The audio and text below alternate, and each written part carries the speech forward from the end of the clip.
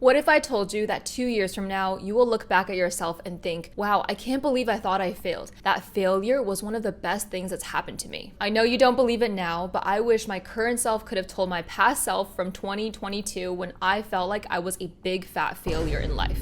My goals were flopping one by one, I was sad in my job, and I felt like all my efforts were for nothing and that I should just give up. Especially then you go on social media and you see, oh, another 15-year-old who's cured cancer? Dang.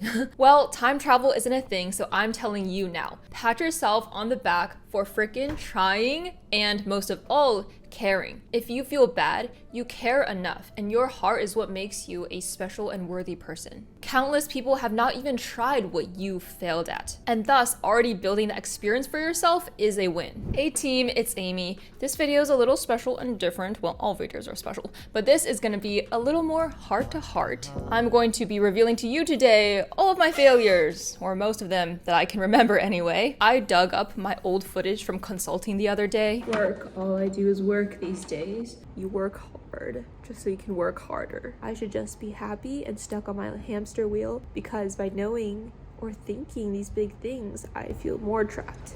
I was absolutely mind blown. I could not believe how far I've come. I realized that sometimes we just need to know that someone we looked up to also went through hardships to have faith that we're going to be okay. And that's what past Amy really needed. And as many of you have mentioned, you enjoy when I share more vulnerable, honest truth sides, like in my mental health video, and in particular, my past failures. But first of all, what is the definition of failure? Let's see. Well, I Googled it, and it is, quote, a lack of success. Great. But the second one I think is a little more, I don't know, helpful. The omission of expected or required action. As someone who is quite an idealist, I feel like I have rather high expectations, and so often I find that my failures hit even harder. And the reason I felt like such a failure, especially when I just freshly graduated college, was that I remembered how in my high school yearbook, so many people wrote in their signatures for me, "Hey Amy, I know you're gonna do great things, like you're gonna cure cancer one day, or you're gonna do blah blah." So I felt like I felt short of all of those expectations, including my own. We're all human here, so I don't blame you if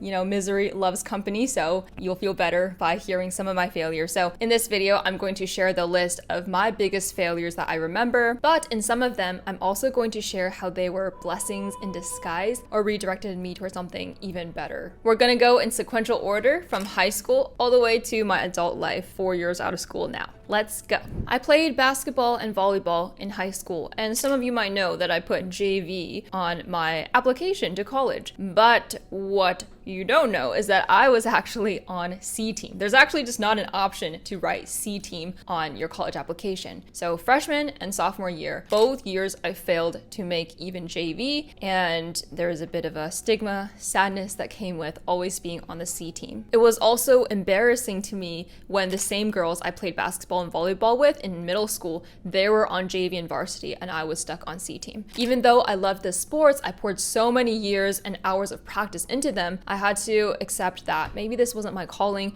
so I didn't even try out starting my junior year. But here's where the redirection comes. Instead of those two sports, I did tennis instead. And the crazy thing is that because I didn't do those two sports I did for so many years before, I just committed myself more for fun to take tennis lessons the summer before I did tryouts. And turns out I'm a lot better naturally at tennis. So I actually directly made the varsity team. I made it to state, and I also became a regional champion in singles tennis. I don't know how many people can relate to feeling super undesirable and just like feeling like there's something wrong with you, but I was never asked out to anything throughout my whole high school career.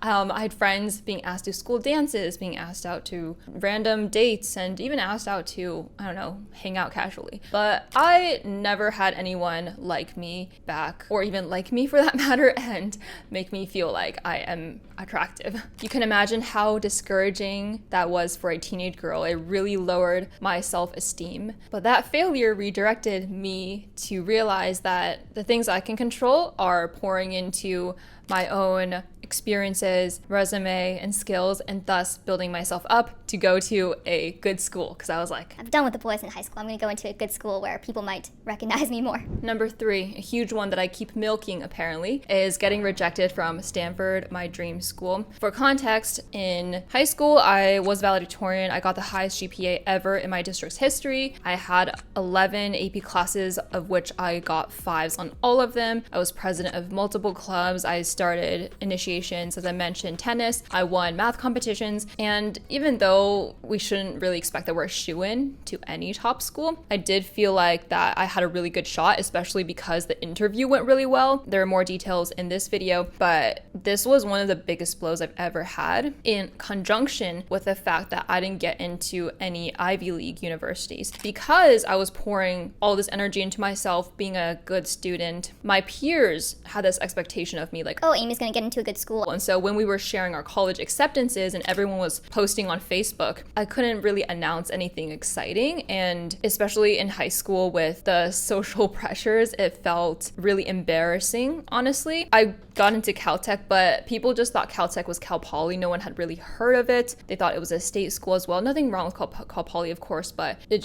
was a huge blow to my ego, per se, if that's the right word here. You feel like you worked so hard for something your whole life and everyone's eyes are on you, and you just can't deliver. And again, you question yourself and whether all the efforts you put in were worth it and if you are ever worthy of anything. I remember how it felt like it was the end of the world, that if I don't get into this top name brand school, then I can't get that big good job, and then I can't be successful and be financially stable and blah blah. Also, for full transparency, I only applied to a few Ivy Leagues, the top hardest ones to get into. So who knows, maybe I could have gotten into an Ivy had I applied to 20, 30 schools like many people do. But one side note lesson here, your failures are worth it and a lesson to you if you failed at something that you wanted for yourself. Because the whole reason I applied to only a few Ivy Leagues and the hardest ones was because I was actually considering going, and I researched and I saw that, oh, my major would be good here, right? Don't do things for clout or for the wrong reasons,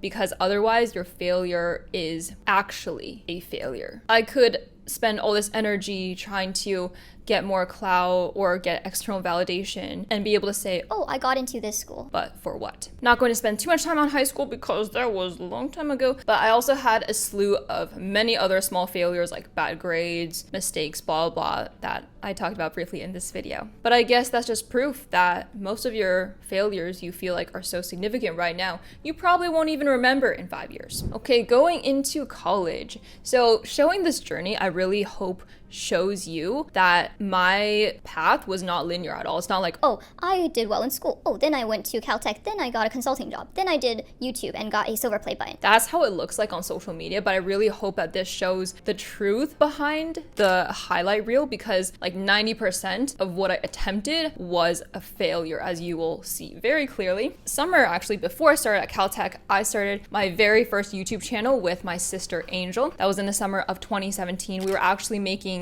music covers, and I was so dedicated, so passionate about that. But the failure, again, it's just like not meeting expectations, right? That's why it's called a failure, is not even being able to crack 50,000 subscribers. I was really, really hoping that in this lifetime I could get a silver play button, and at the time that was the only YouTube channel I had. With our cover channel though, I felt a sense of pride that, hey, maybe I am decent at singing, and maybe I should pursue this path of my musical interests more. And so at Caltech freshman year, I decided to put myself out there and try out for a cappella. I practiced a lot, super hopeful, and guess what?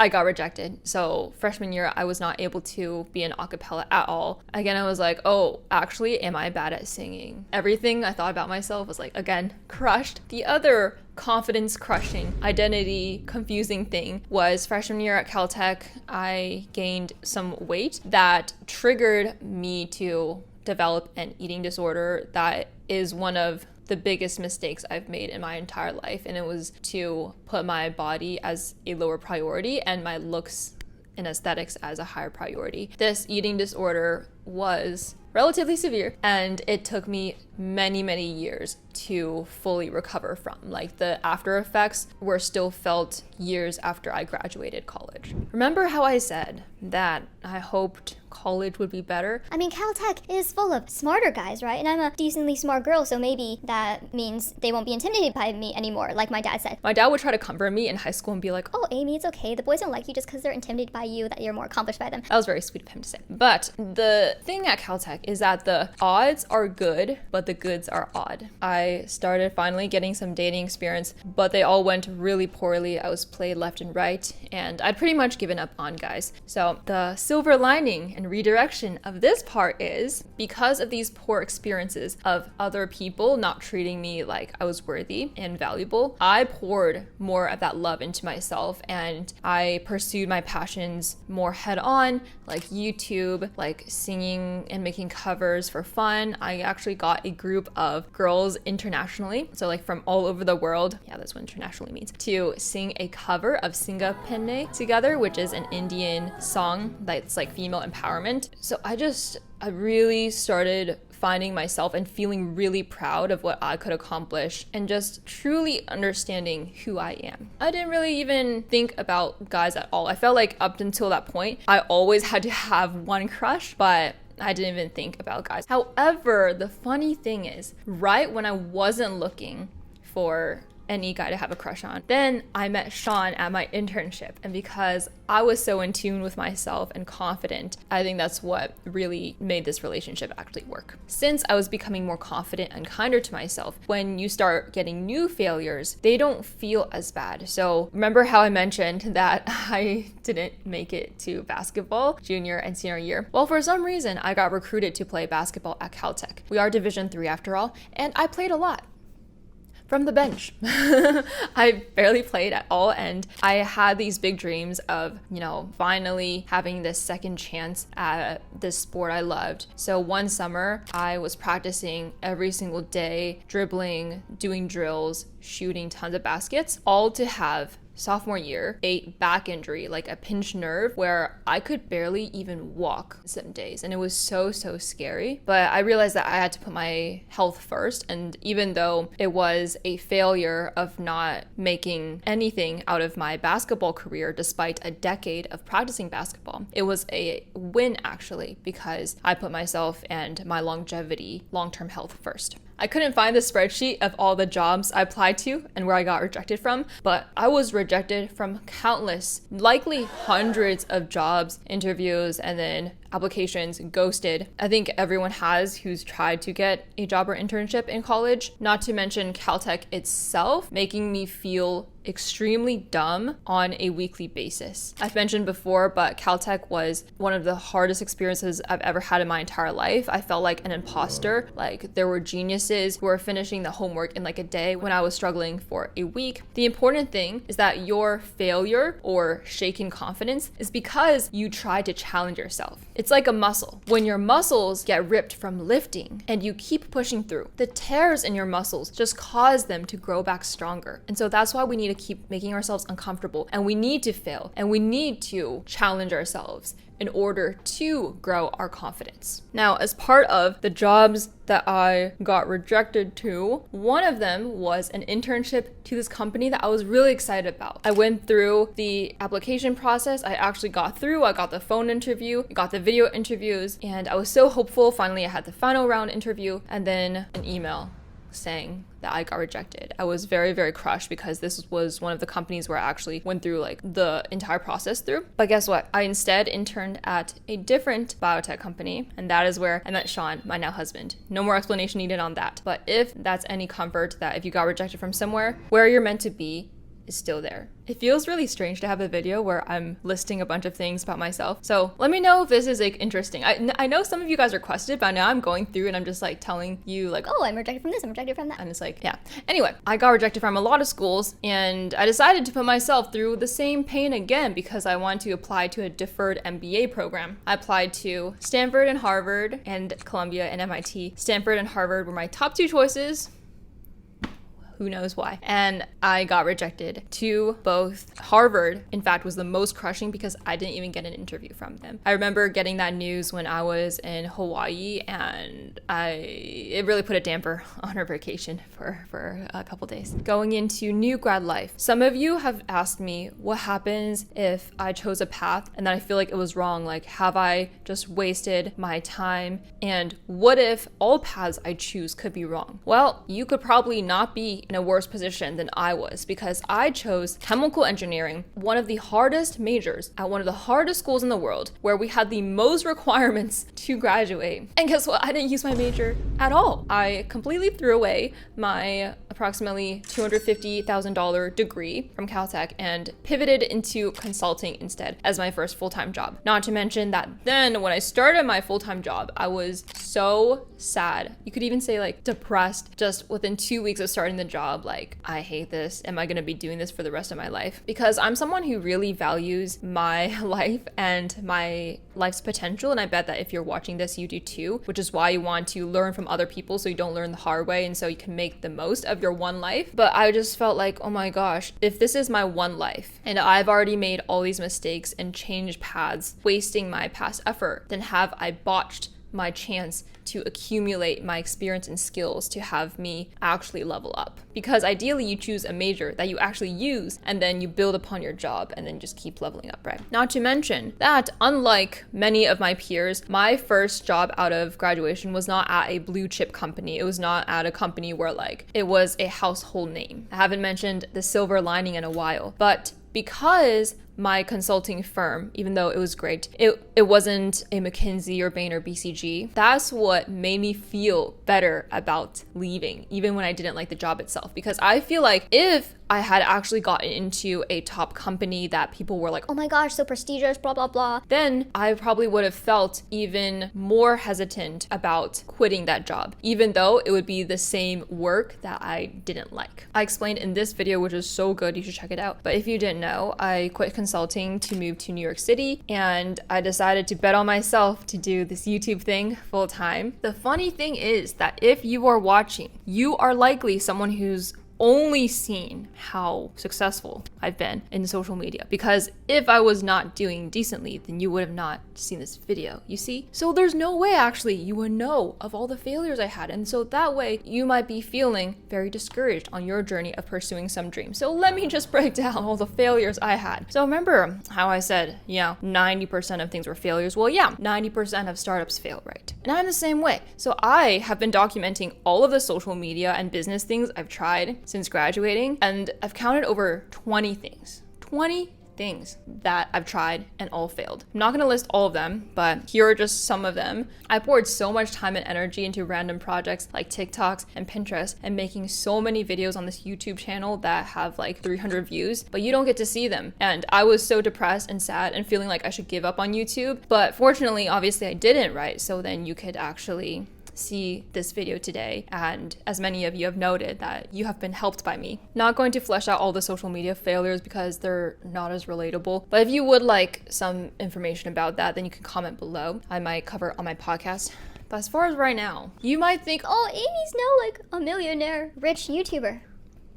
What is this? And I thought I would be too. And that is why I'm actually still failing as a content creator and entrepreneur. I've never shared this before. I'm just gonna be transparent with you. I'm not earning that much money. I truly expected that I would be earning more on par, or like at least decently higher than I was earning in my consulting job, to say the least. And things have been really stressful. And so even though I'm a quote unquote successful YouTuber where you can see, these posts on Instagram of like going to movie premieres and having sponsorships, well, I have still failed me being able to turn this into a truly sustainable and stable and comfortable business or career per se. Don't tell my parents because they would be worried. But I am working on it. I am going to be working on building a few ventures that I'm really excited about. Like, one of them is going to be with my sister. You can follow us on our shared Instagram to follow our journey. And no, our venture is not social media. I'm also taking a leap and going against my immigrant Asian kid instincts. And I am spending thousands of dollars,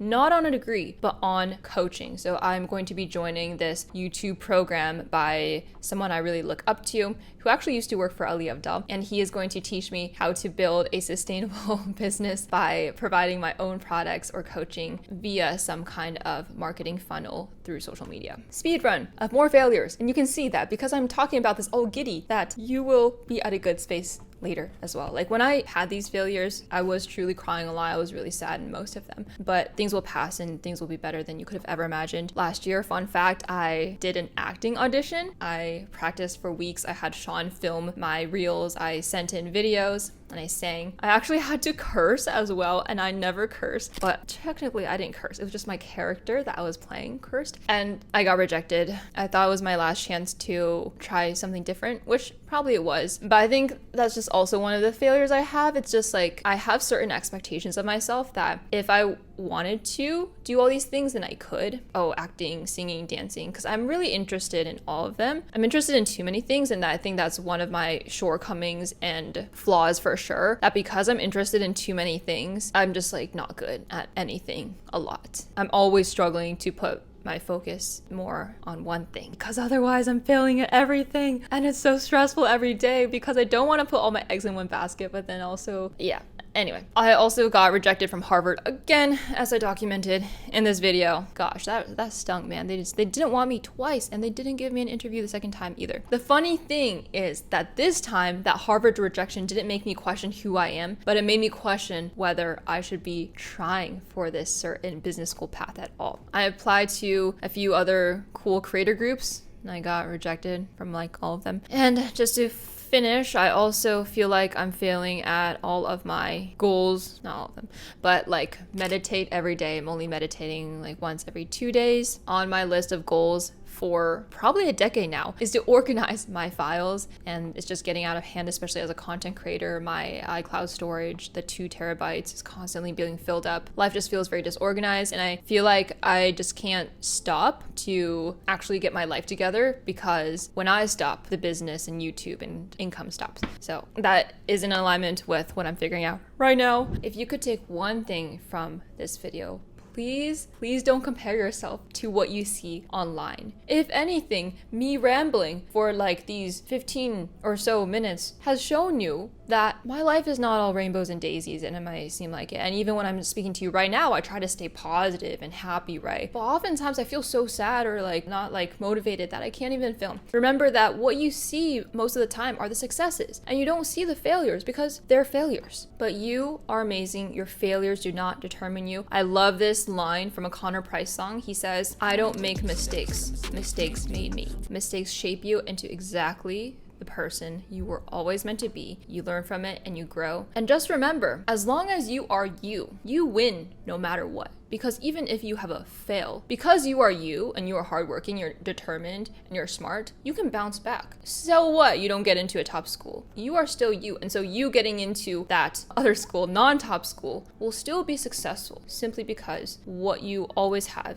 is your identity. So stay true to yourself. Don't let other people sway you. Don't chase things just for the external validation, because that is actually the biggest failure that you can have. If you like this, then you will definitely like my podcast, CEO of Life. It will be linked down in the description. Definitely check it out. I actually made an episode specifically like fleshing out my 2 biggest failures with more lessons. If you're interested in that, let me know down below what other life struggles you might be having that I can make a video about, and I will see you at the top. Till next time, thank you. La la la la la. Vocal warm up.